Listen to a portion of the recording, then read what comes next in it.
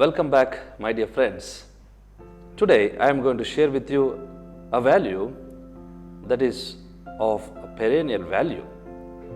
The value is not reacting but responding to situations with patience and perseverance.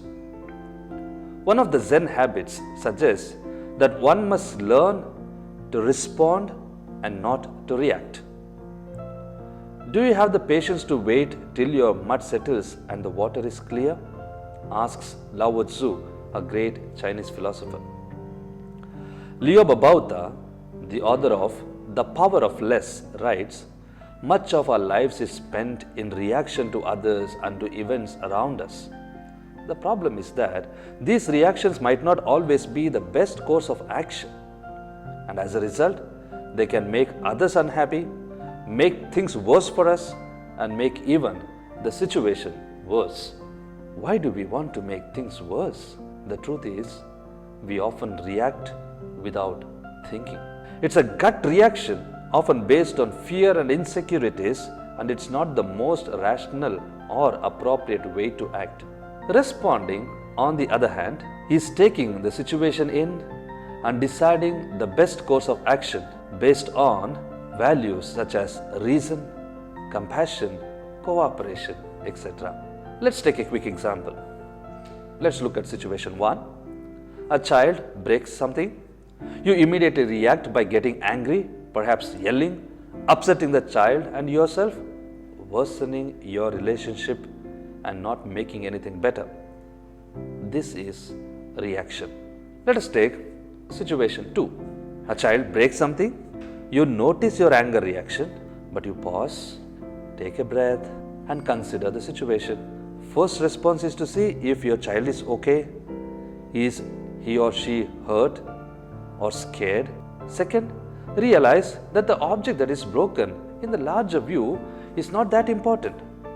Life is bigger than things. Let it go. Adjust to a world without it. And third, help the child to clean up.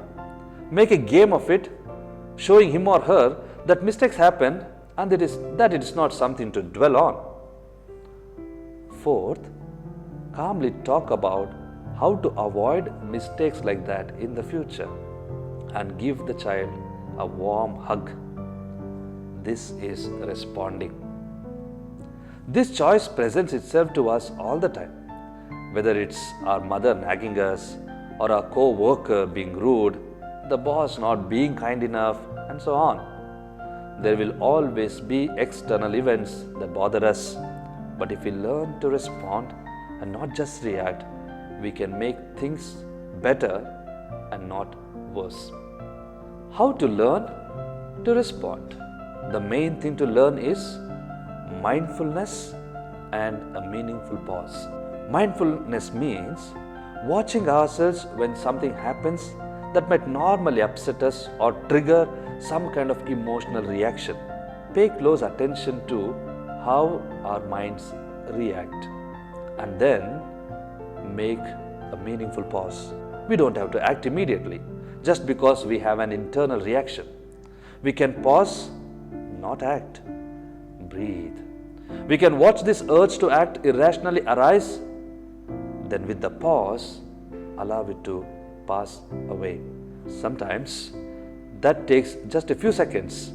Other times it means we should remove ourselves politely from the situation and let ourselves cool down before we respond. Having done that, now consider what is the most intelligent or compassionate response that you could give. What can we do that will help our relationship, teach, build a better team or partnership, and make the situation better, calm everyone down, including ourselves? My dear friends, reaction has spoiled numerous relationships.